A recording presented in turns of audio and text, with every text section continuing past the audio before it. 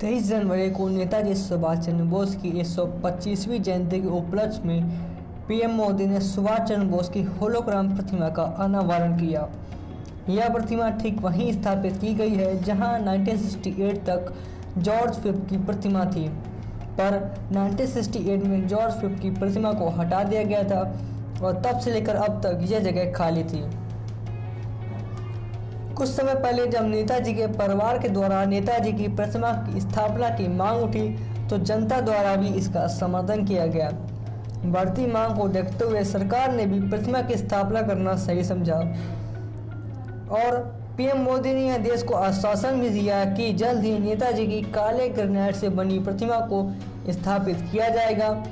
पर उसके बनने तक रोज सूर्यास्त से लेकर सूर्योदय तक यह होलोग्राम वाली प्रतिमा दिखती रहेगी। तीसरी सबसे बड़ी टेलीकॉम सेवा प्रदाता कंपनी वोडाफोन आइडिया में अब सबसे बड़ी हिस्सेदारी सरकार की होगी। लगातार बढ़ रहे कर्ज और उसके ब्याज के बोझ को देखते हुए वोडाफोन आइडिया के बोर्ड ऑफ डायरेक्टर्स ने यह फैसला लिया है, जिसके मुताबिक कंपनी के शेयरों की रीस्ट्रक्चरिंग करी जाएगी, जिसके बाद 35.8% शेयर सरकार के पास, 28.5% शेयर वोडाफोन के पास, 17.8% शेयर आदित्य बिरला ग्रुप के पास और 17.9% शेयर निवेशकों के पास में होंगे। वोडाफोन आइडिया पर सभी बैंकों और अन्य वित्तीय संस्थानों का कुल 1.94 लाख करोड़ रुपए बकाया है। रिलायंस जियो के बाजार में आने के बाद से कंपनी के उपभोक्ता लगातार कम हुए हैं। इसी के चलते मार्केट में बने रहने के लिए कंपनी ने वीआई नाम से अपनी रीब्रांडिंग की थी, जिससे कंपनी को कुछ फायदा तो हुआ था, पर इतना भी नहीं कि कंपनी अपने कर्ज को उबार सके और वीआई के लिए बाहरी फंड पाने के आसार न के बराबर होने के कारण मजबूरी में यह फैसला लिया गया है। सरकार के द्वारा अभी तक इस मामले में कोई बयान जारी नहीं किया गया, पर जानकारों का मानना है कि सरकार ज्यादा समय तक यह हिस्सेदारी अपने पास नहीं रखने वाली,